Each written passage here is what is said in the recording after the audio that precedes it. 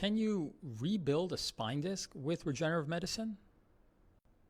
Hello, this is Dr. Siddharth Damber, expert in regenerative medicine and rheumatology, physician here at Chicago Arthritis. The intervertebral discs are the cushion that sits between the vertebral bodies in your spine. When they get injured, unstable, degenerated, they can contribute to some of the pain that you have from chronic lower back or neck pain. Frequently on MRI, they are described as abnormal, which is why people very often remark and ask about their discs.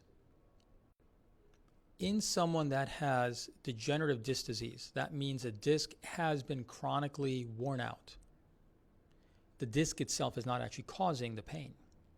It's just part of the overall ecosystem that's been chronically degenerated. In the same way, when you see on your MRI report that you have a herniated disc, frequently that is part of an overall spinal functional unit that has some pathology.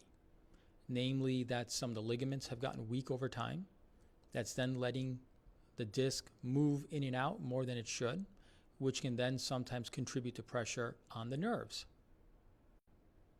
So it's normal for people to ask, well, can they rebuild or repair their disc? But does that really matter, and is that even helpful? From a regenerative medicine standpoint, and just from a medical standpoint in general, there's no way that you can fully rebuild a disc. If you inject fluid into the disc, you can actually get it to pump up temporarily, but that will come back down relatively soon, just because the fluid will leak out again.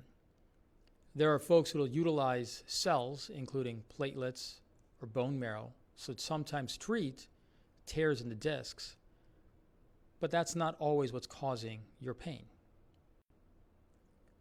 So rebuilding a disc, not only is it not medically possible at this point, but is it even helpful? When you think about someone who has an overall degenerative process that's happening in their spine, which starts with frequently a mild injury to a ligament, which then leaves that segment of the spine mildly unstable, which then progressively over time, with chronic stress and gravity and force going through the spine, eventually leads to progressive degenerative changes that affect the discs, the facet joints, the muscles, the ligaments, and even the nerves eventually. You realize that it's an entire functional unit that is problematic, and that's what needs to be treated. So where regenerative medicine can be helpful if you have a worn out disc is by treating the whole functional unit.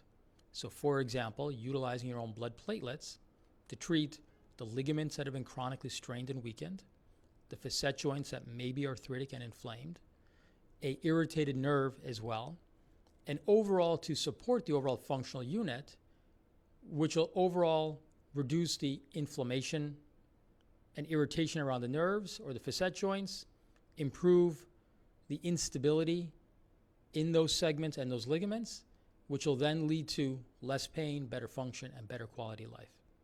In the end, if the goal is to treat your overall pain and functional loss, then you need to treat the entire functional unit. Regenerative medicine can be helpful, but it's not about rebuilding the disc.